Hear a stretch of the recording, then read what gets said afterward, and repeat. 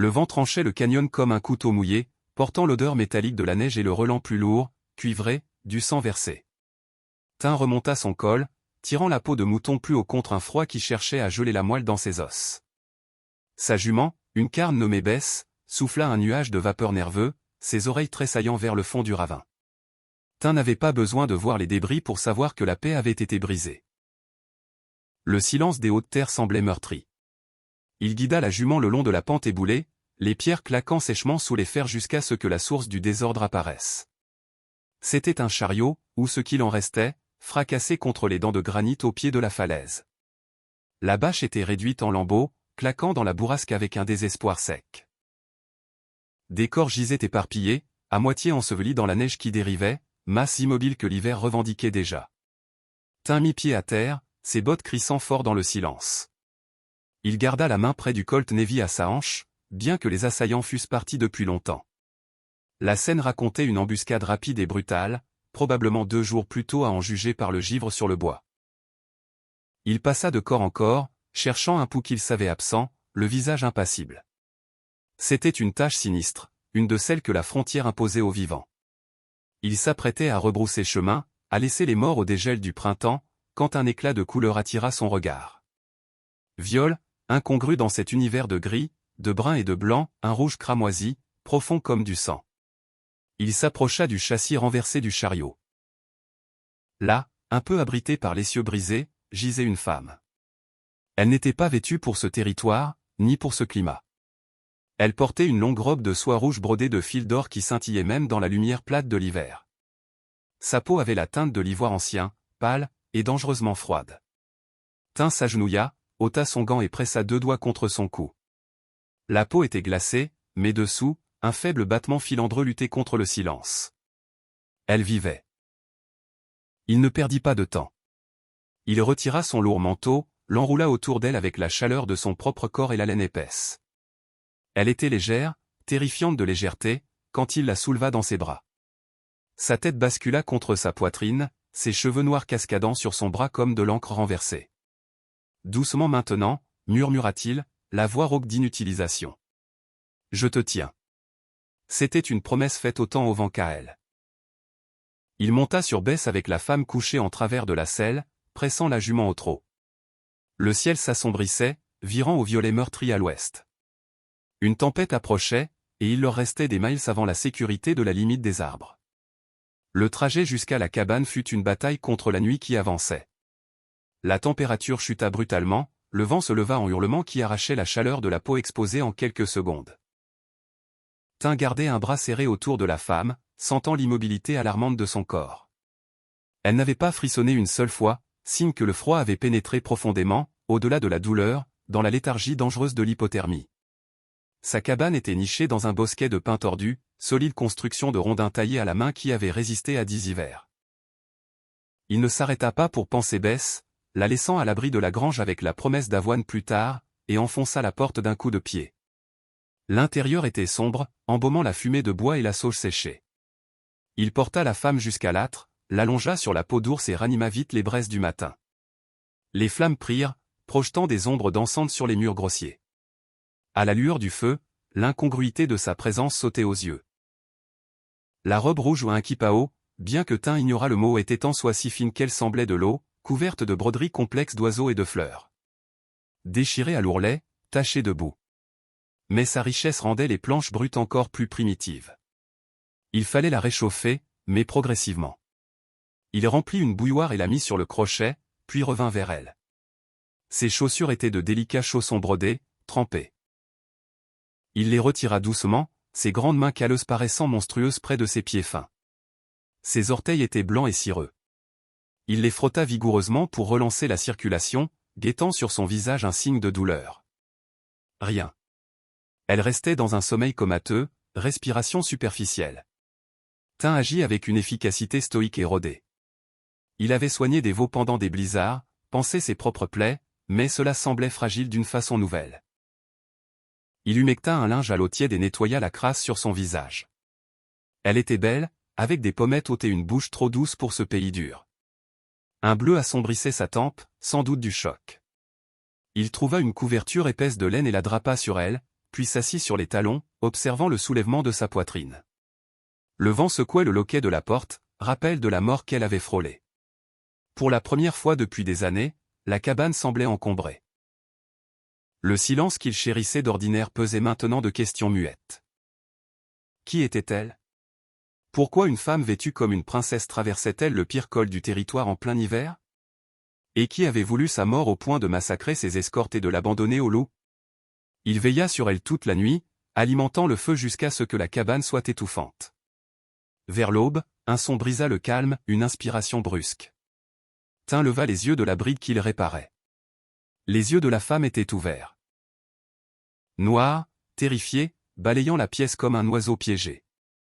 Elle recula en se traînant, dos aux pierres rugueuses de l'âtre, serrant la couverture jusqu'au menton.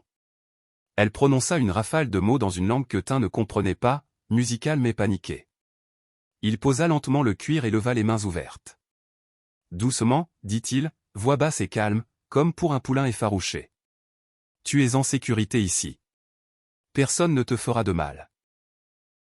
Elle ne semblait pas comprendre les mots, mais le ton oui. Ses yeux se fixèrent sur lui, évaluant. Sa taille, sa barbe, le ceinturon à pistolet accroché près de la porte. Elle tremblait, plus d'adrénaline que de froid maintenant. Tin se leva lentement et alla au poêle. Il versa du bouillon dans une tasse en fer blanc, la vapeur montant en nuages savoureux. Il posa la tasse par terre à mi-chemin entre eux, puis recula vers sa chaise. « Mange, dit-il, mimant le geste. » Elle l'observa longtemps, poitrine haletante. Puis, comprenant qu'il n'allait pas l'attaquer, l'instinct de survie l'emporta sur la peur. Elle rampa en avant, la soie rouge de sa robe déchirée bruissant doucement, et prit la tasse de ses mains tremblantes. Elle but avidement, s'étranglant un peu sur la première gorgée avant de se forcer à ralentir. Tin l'observa du coin de l'œil, évitant de fixer. Il vit comment elle tenait la tasse à deux mains, doigts gracieux malgré les tremblements. Ce n'était ni une épouse de colon ni une fille de saloon. Il y avait une discipline dans sa posture, même dans la terreur. Quand elle eut fini, elle posa la tasse et le regarda. « Merci », murmura-t-elle. Les mots anglais étaient fortement accentués, comme appris dans un livre plutôt qu'à la conversation. Tin hocha la tête une fois. « Je m'appelle Tin », dit-il en se tapotant la poitrine. Elle hésita, regard glissant vers la fenêtre où la neige s'amoncelait contre la vitre.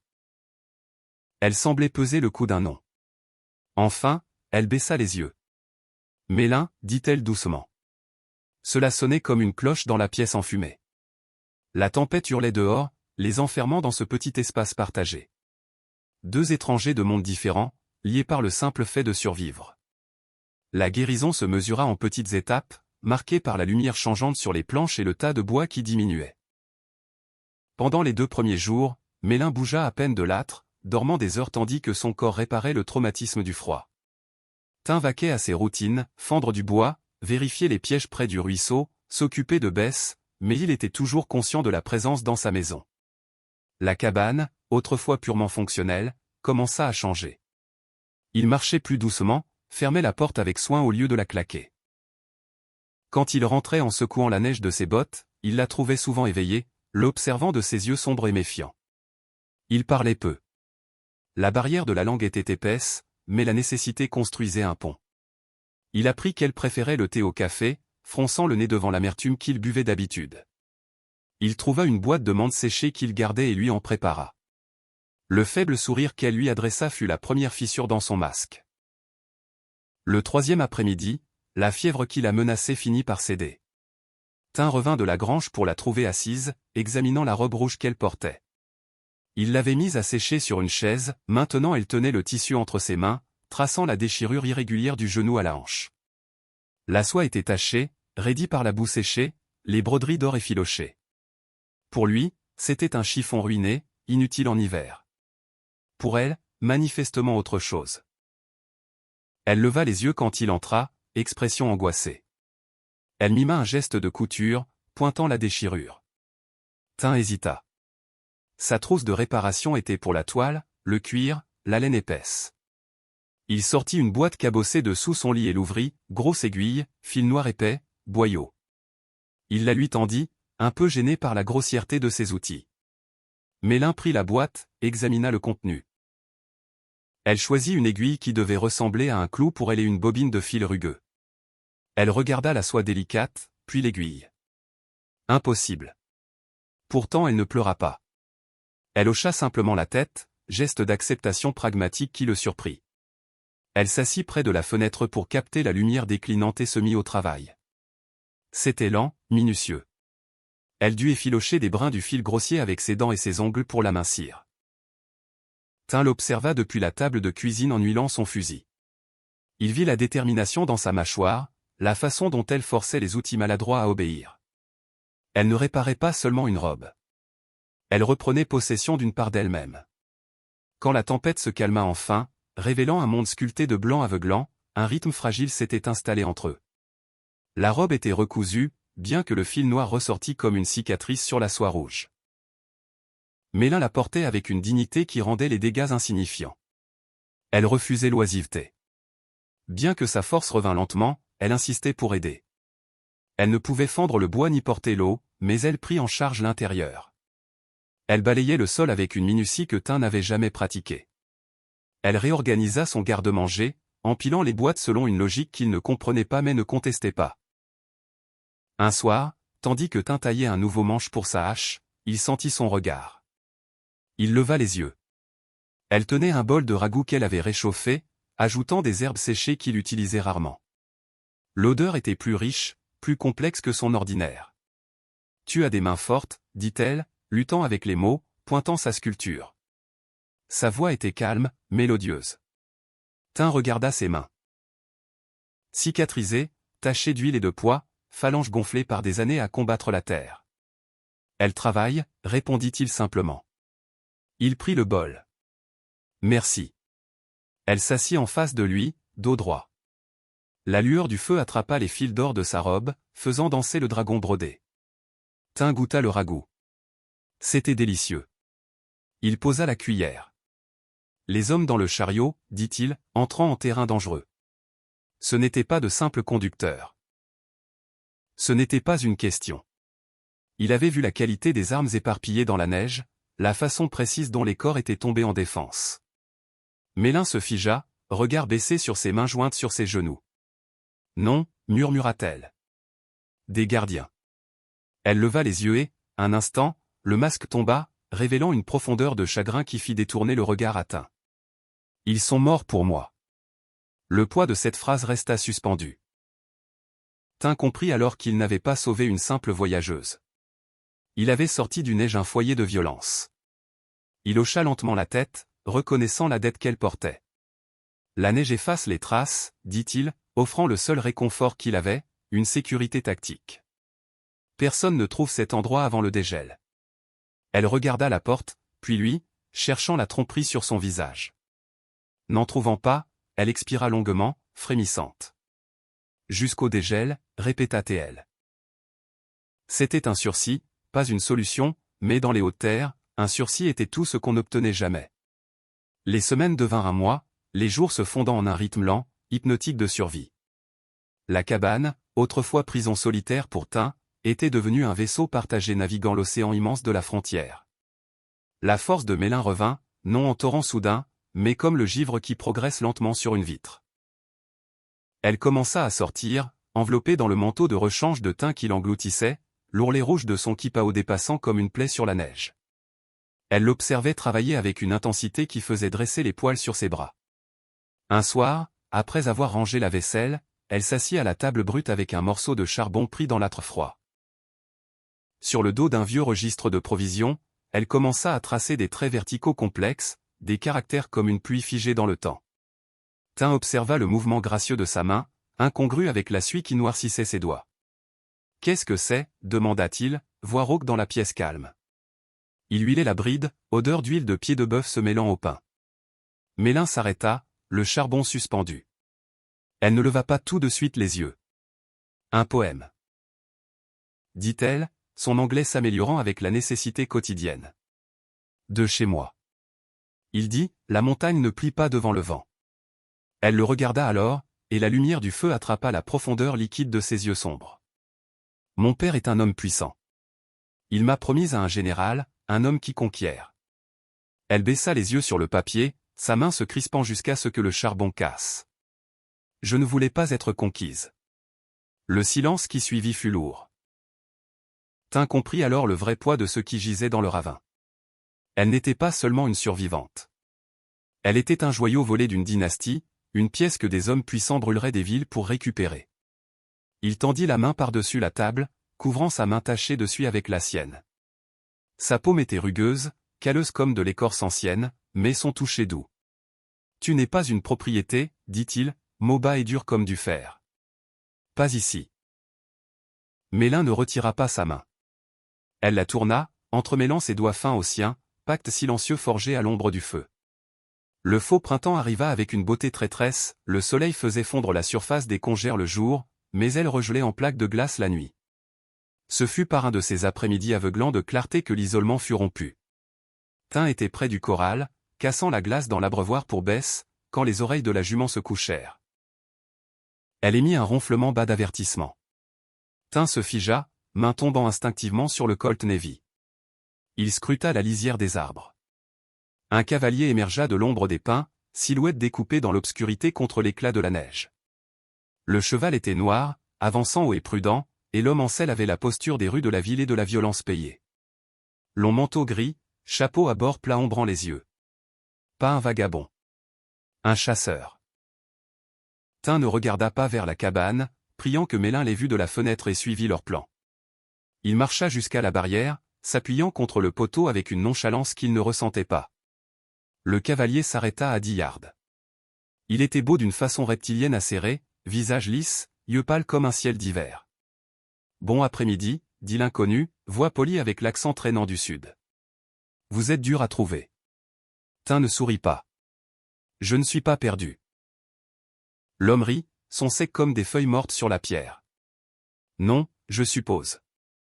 Mais autre chose l'est. » Il se pencha en avant, main gantée sur le pommeau. « Je cherche un chariot et une passagère, une jeune femme, probablement vêtue d'une tenue inhabituelle. » Tin soutint son regard, visage masque d'indifférence ennuyée. « J'ai trouvé un chariot dans le ravin il y a 2 semaines. » Il mentit sans effort, mêlant vérité et tromperie. Réduit en miettes. Les loups s'étaient occupés des corps. Pas vu de femme. Le sourire de l'étranger ne vacilla pas, mais ses yeux se durcirent. Il regarda vers la cabane où un mince filet de fumée s'élevait de la cheminée. « Les loups » répéta-t-il doucement. « Créature minutieuse, mais ils laissent d'habitude des os. » Il se redressa, rassemblant ses rênes. « Je m'appelle Grave. Je campe près du ruisseau. Si quelque chose vous revient, il y a une récompense substantielle. Assez d'or pour acheter toute cette montagne. » Tin regarda Grave s'éloigner, disparaissant dans le bois tandis que le soleil plongeait derrière les pics. Il savait que l'homme n'avait pas cru le mensonge. Grave se déplaçait comme quelqu'un qui savait exactement où se cachait la proie et attendait simplement l'angle parfait pour frapper. Tin revint à la cabane, verrouillant la lourde porte derrière lui. Mélin se tenait dans l'ombre de la cuisine, serrant un couteau à éplucher, phalange blanche. Elle le regarda, la question brûlant dans ses yeux. « Il sait, » dit Tin, ôtant son manteau. Il alla au râtelier d'armes, prit la Winchester à levier. Vérifia le chargeur, les cartouches de laiton luisant dans la lumière tamisée. Il attend la nuit. Mélin avança, la peur sur son visage se durcissant en quelque chose de cassant et farouche. « Je peux partir », chuchota T.L. « Si je vais à lui, il te laisse. » Tin la regarda et l'idée qu'elle sorte dans la neige pour se livrer à cet homme lui serra la poitrine d'une douleur physique aiguë. « Non », dit-il. Il marcha vers elle, posa les mains sur ses épaules. « On tient la porte. » La nuit tomba comme un marteau, éteignant le monde hors de la cabane. Tin éteignit la lanterne, ne laissant que les braises mourantes projeter une lueur rouge terne. Il se posta à la fenêtre, volet entrouvert d'1 pouce, fusil calé sur l'appui. Mélin s'assit par terre sous le rebord, hors de la ligne de tir, respiration superficielle et maîtrisée. Des heures passèrent. Le vent se leva, sifflant dans les joints des rondins, masquant les pas. Puis une vitre de la chambre se brisa. Pas une balle, une bouteille incendiaire, chiffon imbibé de kérosène autour d'une pierre. Elle atterrit sur le lit, flamme léchant avidement la courte pointe sèche. Tin pivota, criant à Mélin de se baisser, mais elle bougeait déjà. Elle attrapa le lourd tapis de sol et le jeta sur le feu, piétinant avec une énergie désespérée. Au même instant, la porte d'entrée trembla sous un choc massif. Grave n'attendait plus. Tin ne hésita pas. Il tira à travers le bois de la porte, le coup de la Winchester assourdissant dans l'espace étroit. Un cri de douleur dehors, suivi de 2 tirs rapides qui éclatèrent le chambranle, projetant des éclats de bois dans la pièce. L'arrière, cria-t-il, réarmant le levier. Il savait que Grave n'était pas seul. Les hommes comme lui avaient toujours un plan de secours. Mais la porte arrière resta silencieuse. La porte avant éclata, la serrure volant en éclats. Grave se tenait sur le seuil, silhouette découpée par la lune, revolver dans chaque main. Il était rapide, mais Tin était prêt. Tin tomba à un genou, tirant vers le haut. La balle frappa Grave en pleine poitrine, le projetant en arrière dans la neige. Le silence qui suivit fut absolu, résonnant dans les oreilles de Tin. Il se releva lentement, gardant le fusil braqué sur l'embrasure, et sortit dans la nuit. Grave était sur le dos, respiration humide et faible. Il leva les yeux vers Tin, le vernis poli disparut, remplacé par une surprise profonde. Il mourut sans dernier mot, l'obscurité le prenant simplement. Tin resta au-dessus de lui un long moment, l'adrénaline se muant en épuisement froid et sinistre. Il sentit une main sur son bras. Mélin était là, frissonnant dans l'air glacé, regardant le mort. Elle ne détourna pas les yeux. Pas de cri. Elle regarda le corps, puis Tin, et hocha la tête. C'était l'acceptation de la violence nécessaire pour la garder, saut sur leur destin commun. Le lendemain matin, ils enterrèrent Grave dans la terre dure au-delà de la lisière, marquant la tombe d'un simple cairn de pierre. Nécessité pragmatique pour cacher les preuves, mais cela ressemblait aussi à l'enterrement de la peur qui l'avait traqué. De retour à la cabane, l'air semblait différent, plus léger, plus propre. Mélin alla au coffre où elle gardait ses rares possessions. Elle en sortit le kipao rouge. Propre maintenant, raccommodé, vêtement d'une beauté saisissante qui appartenait à un palais, pas à une cabane rude des territoires. Elle le tint longtemps, caressant du pouce les broderies d'or. Puis elle le plia soigneusement, le retournant pour que seul le doublage terne soit visible, et le plaça tout au fond du coffre. Elle se tourna vers Tin. Trop bruyant pour cette vie, dit-elle doucement. Elle prit une chemise de flanelle qu'il lui avait donnée, l'enfila et la boutonna de doigts assurés. Trop grande, engloutissant ses poignets, mais elle roula les manches, révélant ses avant-bras. Elle le regarda, menton levé. « Je suis Mélin », dit-elle comme pour se présenter vraiment la première fois. « Je reste. » Le vrai printemps arriva des semaines plus tard, la vallée explosant en un vert éclatant. Le ruisseau rugissait d'eau de fonte, l'air embaumait la terre humide et la résine de pin. Tin et Mélin travaillaient la clôture du pâturage bas, réparant les rails brisés par les neiges hivernales. Travail dur, exigeant, répétitif. Tin soulevait les lourds rails de cèdre, les mettait en place, tandis que Mélin les attachait avec du fil de fer, mains gantées de cuir, gestes efficaces et rodés. Il parlait peu. Pas besoin. Le rythme du travail était une conversation. Passage d'outils, partage d'eau, efforts synchronisés pour bâtir une limite qui définissait leur foyer. Quand le soleil fut au zénith, ils s'arrêtèrent pour se reposer, assis sur un rocher plat surplombant la vallée. Tin ôta son chapeau, essuya la sueur de son front. Il regarda Mélin. Son visage rougi par l'effort, une traînée de terre sur la joue, cheveux tirés en tresses sévères et pratiques. Elle ne ressemblait plus à la créature fragile qu'il avait tirée de la neige. Et pourtant elle était plus belle à ses yeux maintenant qu'en soi. Elle surprit son regard et sourit, expression sincère, sans garde, qui montait jusqu'aux yeux. Tin tendit la main, effleurant la sienne sur la pierre chaude. Ni l'un ni l'autre ne retira sa main. Ils restèrent assis tandis qu'un faucon tournoyait au-dessus, observant la terre qu'ils avaient revendiquée. 2 vies solitaires tissées ensemble par l'hiver, liées désormais par le silence. Fin.